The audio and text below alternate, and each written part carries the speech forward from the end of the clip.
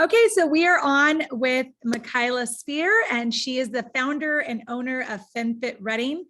And I'm so excited to talk to you today, Mikilah, because I think you're going to help so many parents figure out what to talk about with their kids when it comes to fitness and health and body image and all those things. So tell us a little bit about what FemFit is and like why you decided to start this in Reading and what you were trying to fill with that business.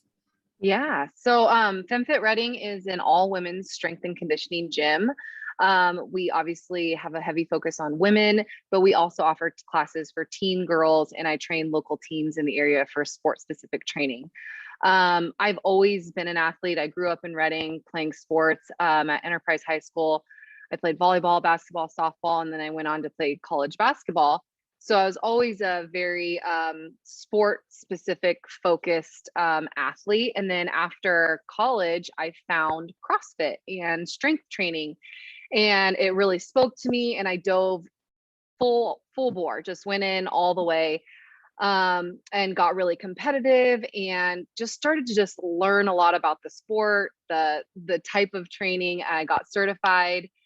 And then I got married and I had kids, and I got pregnant with my first baby.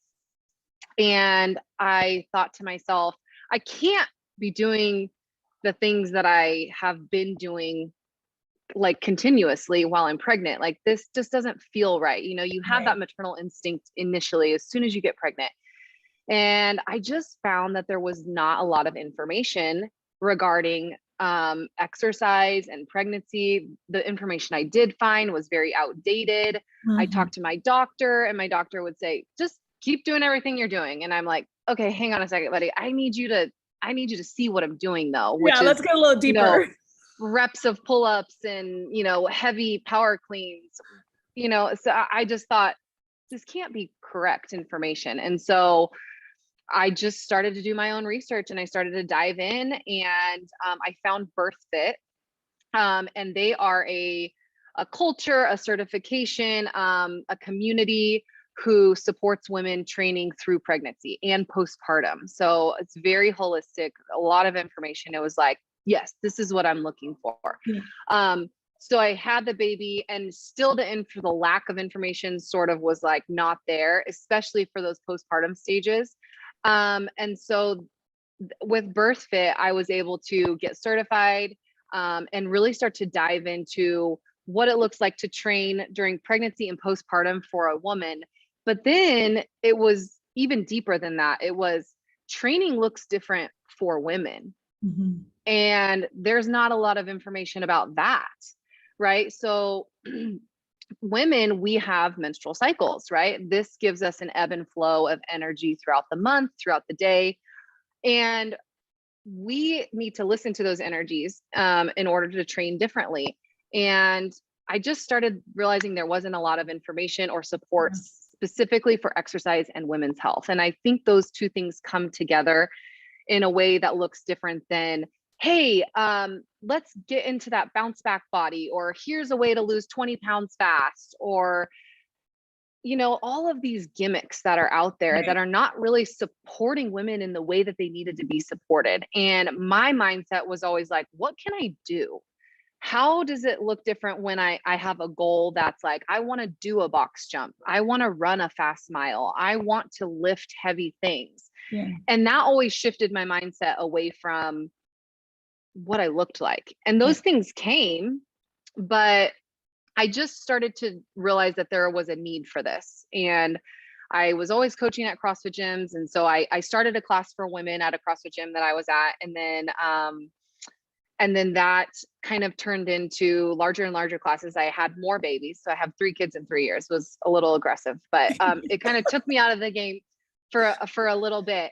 And while I was taking a break, I still had these women reaching out to me, and they're like, hey, are you still training women? Like, are you still doing that? I really want some support. So there was women that were like me, that were feeling the same way, right? Like how, we need extra support. There's nothing out there like that. And so I started just doing some personal training from my garage during COVID times when a lot of gyms were shut down, and one-on-one personal training grew into classes of 8 women that I was running out of my 3-car garage. And then my heart is in teenagers, right? And I used to be a teacher, and I was a coach always, and the athletic director of the school that I taught at. And so I brought in the teen girls, and I was running all of this out of my garage. And it finally came to a point that I was like, okay, let's do this. There's a need. We're going to go for it. And so here we are, and we're about 9 months in at FemFit Reading, and we carry right now about 150 members. We have a variety of classes, and it's just been great. We train everyone from, women in general to, we are able to support prenatal, postpartum women. We have postpartum specific classes.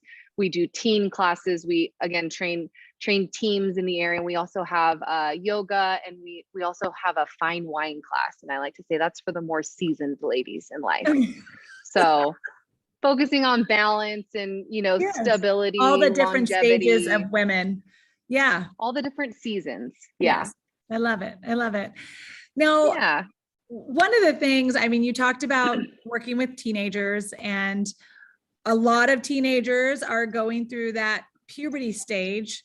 So how do you work in your gym to kind of help girls go through that, kind of starting to realize that their body is changing and they're looking different and comparing themselves to others, and kind of aligning that with like, this is your own personal journey and puberty. I mean, those are a lot of things to kind of work through, right? Through those. Yeah.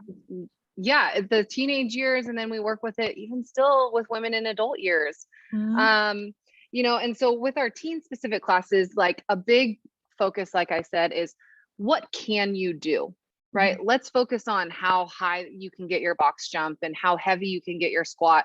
And I want you to really focus on your abilities, not so much, what you look like. And when you build that strength and you start to help girls build strength from the inside, they get stronger here, and they start to let go of the rest of the body image on the outside. But it's really hard because we live in this society of instant gratification.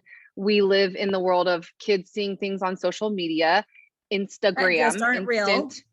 Yeah, that's not real. And so for me, for one, bringing them into this environment that provides a space that is for them, right? Like when I was in high school, the weight room was for the football team.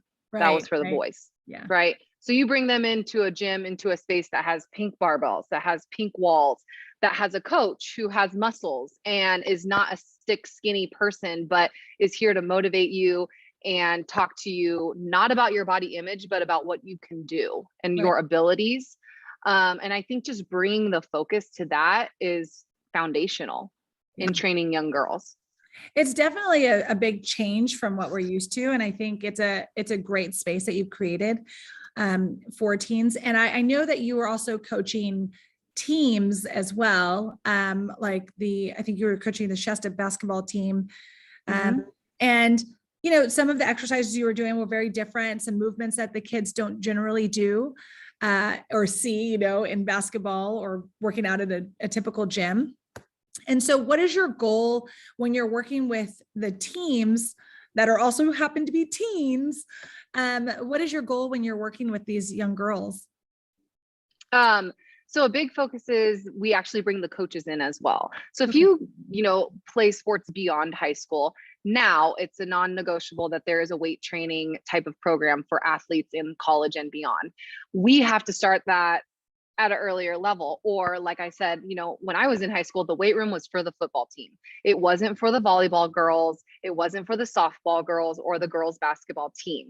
Whereas, why is that though? Why is it that just the football team needs to lift weights? That's not correct. If I would have done the type of training that I'm providing for these girls now when I was in high school, I feel like there would be no ceiling, right? It would have been a much different I would have been a much different type of athlete. And so when we do these movements, such as if those of you out there that are familiar with Olympic weightlifting, like the power clean, the snatch, those are all movements of power, right? And obviously we're building strength, but we're building agility, we're building coordination, we're building balance, all of those things. And for me, as someone who's coached those sports before, it's easy for me to coach and relate it, right? Like, hey, we're doing this upper body strength. This is going to relate exactly to you and your shot, or how you play defense and all of those things. So we make that correlation there. And it's a little more tailored. Tailored to the team, right? Sport specific training. Mm-hmm. And again, we bring the coaches in too, to show them like, hey, here's some exercises that you can use during your season for conditioning or off season. But we love having them in here, but we know that that's not always possible. And so again, just giving them those tools that they can use in the gym, or a quick burner after practice that's going to keep up, the conditioning and the strength that they'll need throughout the season. Yeah. All right. No, I like that. Now, I know that you encourage a positive body image, like that's very clear. However, how do you combat the fact that like in our Western culture, really having a thinner structure and having a thinner body with like, disproportionate appendages, Yeah. are there? How do you combat that? Because that's what a lot of teens are seeing and feeling as if they are not, they're not meeting that standard. When, when you're natural, you may not look that way. Right. So how do you feel like? Well, I think that's what was a big thing for me. Like walking into a CrossFit gym for my first time, I was like, wow, look at all these women with muscles. Right. And we just don't see that. We don't glorify that in our society. No. Like you're saying, we glorify the thin, the stick skinny women. We're coming around. Yeah, we are. But I think, again, just putting them in that environment. And when you see things a certain amount of time, when you start to buy into the fact that that's not what I have to look like or what I'm supposed to look like, or here's this coach over here, here's this other group of women that are here lifting barbells and building muscle for strength and stability and longevity. And look how powerful they are, right? When we build that type of a culture, that's when the toxic culture starts to become less apparent, right? And that's when you're able to be like, I'm not buying into that anymore. I'm buying into this. Like, this is where my wheelhouse is. This is what's healthy. This is what's reality, And so again, when we bring them into these environments and we can just continue to have and start the conversation about what it looks like to be muscular and how actually hard it is to build muscle, right? We have a lot of girls and even ladies, adult ladies, who are like, I don't want to be bulky, right? Lifting a barbell, like you have to lift a lot of weight to be bulky. You have to eat a lot to be bulky. So just coming in here and lifting some light weights is not going to make you bulky by any means. But again, just shifting that body image. And giving them that option to see all of the spectrum. Like you can be fit and you can be strong and you don't have to, be full of muscle. But if you want to be full of muscle, you have the option to do that. And I think that's where your gym fills that niche, is like, we can help you achieve whatever you're looking for in your body. We can help your body be strong and, and basically opening their minds to say, there is no one perfect look, which is what they generally see on social media and, just in the information that they're getting on TV and social media, all of those things. Right. So one of the questions I get a lot and that I also ask is, when should teen girls, kids, when should they be working out? And by that, I mean both lifting weights, but also just doing cardio and really having that focus of working out. Some kids like to do it really early. And so, a lot of parents are afraid of letting them do that. Right. Well, as a parent and a former teacher, I think you have to keep it fun and keep it playful as long as possible. So not shifting that focus into like, this is training. We are exercising to lose weight and we are here to build better bodies at a young age. That's going to turn into something probably toxic. Yes. We have to keep it fun. We have to keep it light for as long as possible. So for parents, just going out and being the example of that. I have a garage gym at home. And so my husband and I go in the garage and we work out together, and I work out while my kids are home. And I say, mommy's going to go work out. You're going to come in the garage with me, and you don't have to work out with me, Yeah. but you're going to be in this culture. You're going to be in this environment. I'm going to be the example Mhm. of health and fitness and longevity. And more often than not, I keep little tiny dumbbells in there. I keep all the things, and guess what they want to do? They want to join me. That's Because right. I'm the example, I'm leading them in that, and it's fun, right? And of course, keeping things active, right? Like doing things with your kids and your family, going on bike rides, going out, going paddle boarding. And again, just keeping fitness under the realm of a not such a serious thing at first. But once, of course, sport happens, keeping your kids involved in sports, I just think is foundational for life, specifically team sports. And that right there is like, you don't need to have your kid in the weight room. Have your kid go join the baseball team. Yeah. For their health, but also for life skills, problem solving, working with people, working with others. And I think that for me, growing up playing sports, my dad told me, you either have a job or you play sports. Yeah. Those are your two choices. Right. And so I played sports. True. They got to keep you busy. And yeah, you got to keep you busy. Nothing good ever happens after 10 o'clock at night. Nope. Nothing good happens. That's right. Those are all of his things.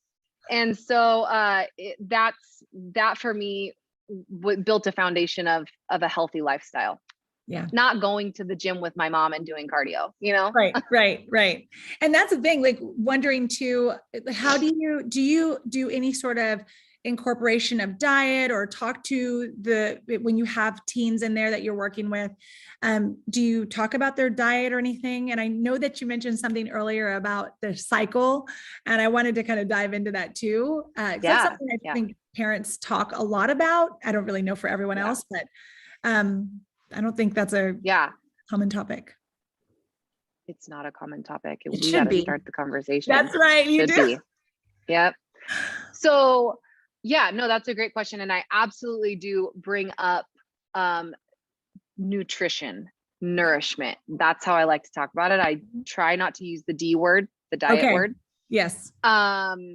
So I look at it as nourishment, right? How are we nourishing our bodies before we come and work out throughout the day, when we know we have, a training cycle in the afternoon? And how are we nourishing and replenishing our bodies after our session? And so I try to just have an easy conversation with them of like, here's what it should look like during the day. Are you drinking plenty of water? Are your foods on your plate colorful, right? Do they come from the earth, or did they come from Taco Bell? Are you getting fruits and vegetables? Look at the labels on the back of your foods. How much sugar is in that? Have you ever seen how much 13 or 30 grams of sugar looks like? That's a lot of sugar. And so just having like easy conversations like that, giving them small goals to work on, right? Like drink more water, eat more protein, or eat more vegetables. And then make sure you're eating within an hour after your training session, and make sure you're not eating, McDonald's, but you're eating, a colorful plate of food. Yeah. Simple. Keeping it simple. Yeah, no, I think that's great. And also, do you ever go into any, or I want to get your opinion too on any of the, like the little bars that you eat? I know like for, people who are playing sports and stuff, they always say like, oh, you can take one of these little bars. Like, I know. What are your thoughts on those? Oh, that's a tough one, because obviously, if you have kids in between, at a tournament, in between games and stuff, there's definitely some bars that are healthier than others. So my biggest thing is I would look at the sugar intake on that, and just try to get stuff with a little bit more natural sugar content rather than added sugar. Gatorade and that kind of stuff is toxic. I mean, just throw it out. There's great supplements like LMNT is a great hydration supplement that's all natural. And yeah, the energy drink world and the replenishment Gatorade, all those that's a tough one. Because it's so prevalent, but most of that stuff is just toxic. Well, I got to ask you one question. Just trying to be as natural as possible. Now, this is a personal question, because I tried the Element and I loved it. Oh yeah. Yeah. However, maybe I'm not active enough for it. I don't know, but it bloated me so much because it's salt. Yeah. and I couldn't Mhm. figure out what was going on. Like, I mean, like, okay, that was Yeah. so what is your advice on, I mean, I recommend it. I tell people about it. I love it. And, you know, Yeah. I was giving it to the kids, but once I got bloated from it, I thought like maybe they should stop drinking it because of that. So what do you, Well, everything in moderation, right? So maybe just a half of a salt packet a day is all you okay. really need. And then, yeah, depending on, when it's 110 in Reading and for me, I'm training all day long and then I'm teaching a class in the evening, Right. I'm probably drinking 2 a day, Yeah. but Okay. I'm definitely not, it's a 1 a day type of thing. And again, with anything, moderation is key. Okay. Okay. I appreciate that. I had to ask you the question. I'm Yeah. like, I got to know. Um, Yeah. so what would you encourage parents? How, like, what are some things you would tell parents, like some piece of advice that maybe they may not know about? I think this would be a great time to talk about your cycle Yeah. information that you think, would help make us all better parents as far as working with our Yeah. kids when it comes to fitness. Yeah. Well, for girls specifically, I think a huge thing to know is their cycle, right? So they come into their adolescent, they're starting to mature, and we have all this information that sometimes is incorrect or there's just an abundance of it. There is some foundational things that your daughter should know, you should know in terms of talking to your child about their cycle and puberty and all of those things. So when girls get their cycle, it actually takes up to 12 years to establish a mature cycle. Wow. I Did mean, not is know that that. mind blowing or what? Yeah. Yeah. So you could have your daughter could start her cycle when she's 10, and she might not have a regular mature cycle until she's 22, Mm, potentially. Yeah. wow. So that right there, I think is a really valuable piece of information because we are so quick as a society and a lot of times the medical world to put girls on medication, right? Specifically birth control, right? You're not having a period. Your periods are heavy, your periods are hard, your periods are irregular, you're getting hormonal or you're getting hormonal acne. It's a very easy one size fits all fix. And what happens is we put all these very young adolescent girls on birth control way too early before they've ever really established a cycle. And then their hormones Are are all are not messed up. able to mature or regulate, right? And yes, teenagers are emotional. That's a natural part of life. They're hormonal, they're up and down. We should not be medicating them to regulate them, Yeah. right? Women in their cycle, specifically, we have these phases of up and down. We naturally, as humans, have phases of dark and light.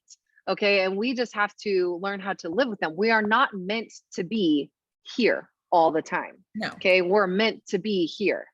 Right. And we just have to be intuitive and we have to listen to those things in our body. And we have to help our daughters listen to those things as well. And so And once they also, sorry have, to interrupt you on that also, but to just add, it's also very important to teach our daughters once they do get their cycle, that it's not okay to use that as an excuse, to mistreat people or to not control your emotions or to blame your emotions on something. I think it's just a way to kind of recognize like, oh, I'm going through this. I'm not feeling like myself, and understanding the reason why you might be feeling that way. I think sometimes, yeah. in our culture, we've given it like, oh, they're PMSing. Like it's an excuse and a reason that you can then act out of your normal character. Yeah. I think that's really important. Absolutely. And taking that label, right? And giving teenagers a label of saying, I'm PMSing, so I'm Exactly. allowed to treat you poorly. Poorly. Here's a Yes. better way to go about that, right? Actually, there's 4 phases of your cycle. You are most likely in your luteal phase of your cycle. So yes, you're probably experiencing some of those symptoms, and it's Mhm. okay for you to need to take some time away, right? Yep. So when we teach, we do education here as well. And so we've done a workshop that's about training with your cycle. So real quick recap, Yeah, I there would are love to 4 hear it. phases of your cycle, right? So the first is the follicular. And that is generally right after, that's the first phase right after your bleed. And it's when your energy is starting to rise, right? Estrogen is starting to rise. This is usually when you're feeling pretty good, right? Yeah. You've got some energy going. Yeah. And this is like the lights, right? Think of this as springtime. Think of this as the sun is rising. All things are good. And then we have ovulation.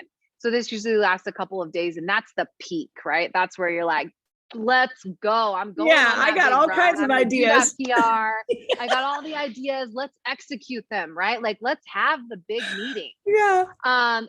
And then we move into your luteal phase. So luteal comes in two parts. And so the beginning, you're still, your energy is high, but it's starting to come down. And then we get to the end of the luteal phase, which is generally right before the menstruation, the bleed. And that's where we're feeling inverted, right? We're feeling like, I don't want to go have coffee with you. And listen to that. Don't go have coffee with the person. Don't go, right? Yes. Don't have the team meeting because you're irritated by that person. You recognize, I'm in my luteal. That's why I felt that way about her. She didn't mean to say it That's that way, right. but this is why I feel that way. Yes. And we can really like live our life in that way. And when we start to just be intuitive and we listen to our body, and then we allow for these periods of dark and light, and we teach our daughters in that way too, right? Like, hey, you just had your period. You're about a week out. So this would be a great time for us to go on that big bike ride that we wanted to go on. Yeah. It'd be a great time for you to talk to your teacher about whatever you've been wanting to talk to her about, but not in those phases where PMS, right? Right. You know, luteal menstruation. And so just educating them on that your period is not just those 5 days where you're bleeding, right? Your period is the entire month. Cycle. Yes. Yeah. Yeah. Yeah. And we need to just listen to our bodies, right? Like that's the foundation of everything, right? Like listen to your body. I think that's such a great thing to teach girls. I mean, let me know when you have the next class. We will be there. We're going to do one for teens. Yes. Yeah. I think you should totally do one for teens. And let me know when you do have it. I'd love to add it into this, and let people know. But I mean, I think it's a very different way of looking at your period and helping girls. I really think it's so important to help girls, especially, and I know I keep coming back to social media, but especially with the amount of social media that they're being exposed to, and the messages and the things that you hear, and how it can make you feel during those periods of, the month, when you're going through all these different phases. Sometimes you can watch something, you'll be like, oh my gosh, I totally get that. And then other times you'll be like, I can't believe I feel this way. Right. And it really, you can track that. Now, one of the things that I want to ask you, because you were talking about earlier, how it takes those 12 years, right? Or did you say, you said 12, right? 12 years. So it takes those 12 years to get your cycle. So then when and not for everyone, it could potentially take someone 3, but in general, it could potentially take 12 years. Yeah. Okay. So then how would you stop band-aiding it? What'd you say? We have to stop band-aiding the fact that, these young girls have irregular periods, right? Their first period is not going to be the perfect 28-day cycle that comes and goes, and it's also that's another thing for fertility later too. I mean, it messes you up as far as like, if you've always thought that you have an irregular period, and now we have all of these different advances in fertility that people can use, instead of giving your body that opportunity to really just try to figure out when it's ready to be pregnant, and try to, start doing that. People, if they already go into adulthood thinking, I'm infertile, or I have fertility issues, I've never had a regular period, all of these things, I think those do kind of get conflated, where they're I can't tell you how many women we work with that come in and they have these issues and they have things going on, and they're like, I went to the chiropractor, I went to this doctor, I went to that doctor. My first thing out of my mouth is, are you on birth control? And 9 times out of 10, yes. We kind of move through what kind, how that looks, why are you on birth control? How long have you been on birth control? And we think about this, right? So we have this young girl at 15 years old. She's having an irregular period. She's having acne. Let's put you on birth control. So now she's 27. She got married. She wants to have a baby. She's been on birth control for 12 years at that point. But still so young, right? 27. And so then we pull her off of the birth control. It takes time for the body to re-regulate. And then we're saying, oh, but your body is not ovulating in the way that we need it to ovulate. So here's some fertility drugs to help with that. Right. That's exactly so we just what continue I mean. this cycle of medication, and our bodies are not doing the natural processes that they're meant to do, you know? And so the other thing that I like to talk to women about, and specifically we should talk more about with teen girls, is there is, you know, this revelation that your period is your fifth vital sign. So we need to look at our period every month. And if your period comes every, you know, 28 to 30 days or whatever your cycle is, and it comes without pain and PMS and all those things, that means that you treated your body well that last month, that you did the right things, you nourished your body, you lived your life with your cycle. That can happen. And that can happen earlier for young girls if we help them understand these processes. Yes. So then if you know, you have a late period, right? Or you have a really heavy period, or you're clotting, or like all of these things happen, lots of cramps, that's a sign of you that last month not treating your body as well as you could have treated it, right? And so when their period comes, we need to be like, we also have to shift the mindset of young girls is like, it's not this yucky, gross, disgusting thing. It's like, when my period comes now, I know this sounds so foreign, but it's like, it's here. Yes. Okay? I got it. Like it looks good down there. The blood looks good. I feel good. And I can take that as a report card, a monthly report card from my body that I treated my body well. If I was really, really stressed out the month before, I might be a couple days late on my period. It might come with some cramps, some bloating, some cravings, right? And so that's one way that we can really kind of help girls and women shift the mindset and understand their bodies better. I think you should totally develop that into something. I really do, because I'm serious. I think that a lot of the period trackers that are out there right now are more focused on like, your period should be coming on this day and it should look like, I mean, I didn't even talk about how it should look. I mean, I think the looking thing is genius. I really do. Yeah. It's a thing. Yeah. Yeah. And people, but also teaching your kids to realize that, right? I mean, the big thing though, I think for teens is they might get their periods, but it is because it is so irregular. I think the looking back is better. Like what you're saying, like looking back at, okay, how did this last period feel? Instead of we're always looking forward to like, when is it supposed to be here next? Why hasn't it come now? Or what is, what's taking so long?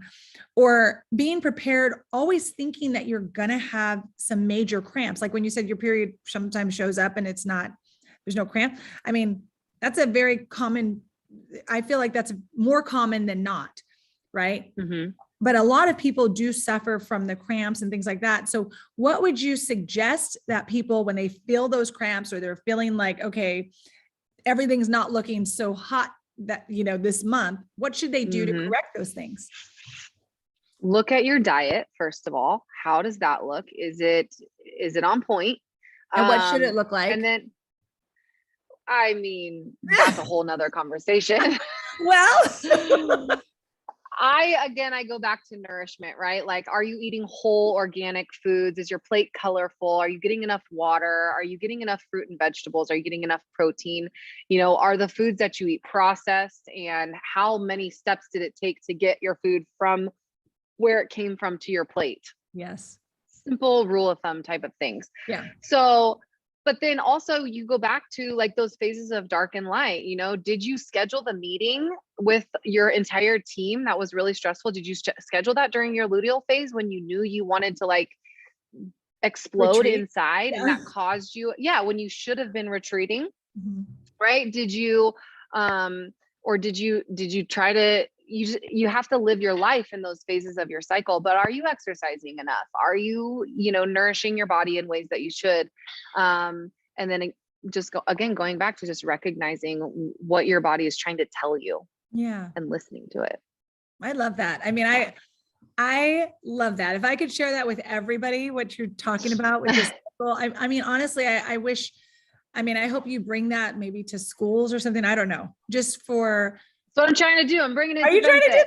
It's here. Let's do it. We got to do that. That's, you know, I mean, that's just what we preach and what we focus, right? So all of our workouts, every class for all of our FemFit strength and conditioning, not so much for our teens right now, but we tailor it to you. So we show you like, here's the daily workout, but if you're in this phase of your cycle, here's how you should treat this workout. I think that's great. That's such a great change. Yeah. Wow. Yeah. We've helped a lot of women, you know, change their life with their hormones. And maybe some of those women really needed to detox from birth control. And that's been a huge piece of what we do. And it's been really powerful. So just so we don't like scare parents and say like, never put your kids on birth control, what are you recommending then for, I mean, cause I'm not a big birth control proponent myself. But what do you recommend then for teens who maybe shouldn't be on birth control? What would be another option for them? Yeah. So my mom, I always tell this story. My mom growing up was like, if you have sex, you will get pregnant, like no matter what, like any day of the week, of the month, like it's going to happen. And I was like terrified, right?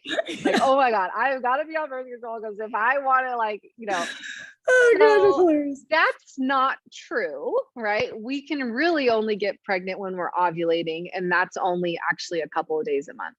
And so girls can learn about their body in this way, and they can use it as birth control. And it's called the fertility awareness method. And so I don't recommend necessarily apps for using it, just like blanket apps. But one way that you can use the fertility awareness method really accurately is by taking your basal body temperature. And there's one birth control, like I have it, it's called the Daisy fertility tracker. It's like DAYSE. Okay. And you basically take your basal body temperature, which is before you get out of the bed in the morning, you take your temperature, and your temperature will actually rise during different phases of your cycle, specifically your ovulation phase. And that's how you know you're ovulating. And that's when it's like, you should not be active in any way during those times. And so that's one way that they can, there are low hormone birth controls out there. If your daughter is not sexually active, I would stay as far away from birth control as you can, and help her learn about her body and the phases of her cycle. And that would be the best thing to do. But if your daughter is not sexually active, there is no reason for her to be on birth control. I actually have to agree with you on that. I mean, I feel like, and I do have a daughter. So, I mean, I feel like, you know, my mom actually is kind of more along the lines of where you think right now. Not a huge fan of birth control. But then once she knew I was going to be sexually active, like, you know, we did go and she got the shot, that Depo-Provera shot. And I know that's not a good one either. But at the time, it's heavy. Yeah, it is. But I didn't seem to have like really a adverse reaction to it. And everybody's body is different. But at the time, you know, it was like an extra layer of protection since we knew, you know, things were going to be happening. And so I feel like, I mean, I loved what you just said about, you know, there are some low hormone birth controls that are out there if you want that extra layer. But I just love the idea of like teaching your daughter how to understand her own body, which many of us did not. I've never heard what you're talking about before, as far as, I mean, you know, we all try to figure out our bodies and whatever, but I've never heard what you're talking about before, as far as the phases and like looking at your body and living within those phases. I think it's a great idea. It has always been more of like, okay, I know that it's coming. And so I need to be aware of how I'm managing my emotions, you know, when I'm around others, because we know that that's a possibility that, you know, things can go left. Yes. So I think once you start to do these, you know, maybe you'll call them workshops or whatever you're going to call them, but once you start to do those workshops, I think it'll be a great thing for both moms and daughters to go to together just to get a good idea of what you're talking about. I think this is really beneficial for a lot of Yeah. people. And we may get in trouble for talking about no birth control. And I think that, you know, there's so many women that are exactly like you know, that are, and even me, I didn't know about this, the way my body worked until I was in my adulthood and after I had kids. And that to me is like backwards. Ridiculous, Why are we not teaching young girls about this in their puberty classes at school? You know, like this is this is the education that they need and they should have. Yeah. So, now I understand why we were talking about the banana. I got it now. Yes, it is much more important to understand. Much more important. Personal body than it is. Yeah. Yes. Yeah. Got it. Okay. We had some conversations before we started recording, so that's why we're keeping this going. Yeah. I said, learning to put the condom on the banana is irrelevant, right? Like there's so many more meaningful things that we can be talking about. Yes. Other than that. And they can learn that on YouTube. Yes. And they should know that also as another layer of protection. We got to protect as much as possible, but start with your own body, I think is really important. Right. Gosh, that was such a good topic. I don't even know where to go from there. I'm like, I want to keep talking about it. It was so good. Yeah, we can. I can talk about it all day. Yeah. I mean, I really think like, I don't know, we'll talk offline on that, but I there's so much you could do around that because I think it would just be an eye opener for a lot of women at baseline and especially young teen girls. They need to know. I mean, I think we try to teach them like, obviously the phases and how you're feeling, you know, but not understanding like the true scientific piece behind it. Right. Yeah. And it goes back to your mindset, right? But we teach them how they're feeling. We put the label on it, right? You're PMSing. This is a bad thing. This is not good. But we have to change that conversation and look at it as a positive and help them see that when their monthly cycle comes, this is a good thing. Let's look at our body. Let's reflect during this time. And it's not this big, gross, disgusting, ugly thing. And, you know, and I even teach women that about birth here, right? When we talk about birth, it's like, we have a pastime in the United States to talk about how awful birth is and how horrible birthing a baby is and how gross and disgusting and painful it is to birth a baby. But if we shift our mindset into a different place and space and knowing how empowering and beautiful that potentially could be, that is the conversation that we need to start having. Agreed. I 100% agree with you. I can't say I loved pregnancy, but birthing, that was your girl. Yeah. Yeah. Pregnancy was really hard. Yeah. But I do think like shifting your mindset is like a huge thing. And also just helping our kids have a space, I think, and I see that as what you're trying to offer too, is like having the space to really talk about these things and realize that these things are just part of like who we are as women and what our bodies are miraculously able to do, you know, every month and every time we want to have a child. Like it is pretty incredible. So, okay. We're awesome. It's a really hard thing to follow after we talked about that puberty thing. So I not puberty, but the cycle I loved. So I want to ask you a few questions because you are a very interesting person on all of this. So I love it. I love it. So what is your biggest piece of advice to parents? What would you say is your best piece of advice that you could give? Oh, my best piece of advice is to start conversations with your kids about health and wellness and nourishment and being careful of that type of vocabulary, right? And putting it in a way that is positive, not putting like, you need to work out, we need to be on a certain diet, and just making it a part of their lifestyle. I go back to put your kids in team sports, you know, make that foundational for life skills, and for their health and wellness as kids, and just being open and being supportive and doing things with your kids, you know, and being the example, right? You set the example of what you want health and wellness to look like in your household, and they will follow. Absolutely. I think that's such a great piece of advice. And then what is the current book that you're reading? I am reading The Body Keeps Score. Oh, it's about trauma trauma to the body and how that affects us in every facet. And I'm not reading it so much for like myself personally. I am, it's turning into that, but we work with so many women who have dealt with trauma, and a lot of times trauma and emotions come up when you work out, right? You're releasing those endorphins, oxytocin is happening.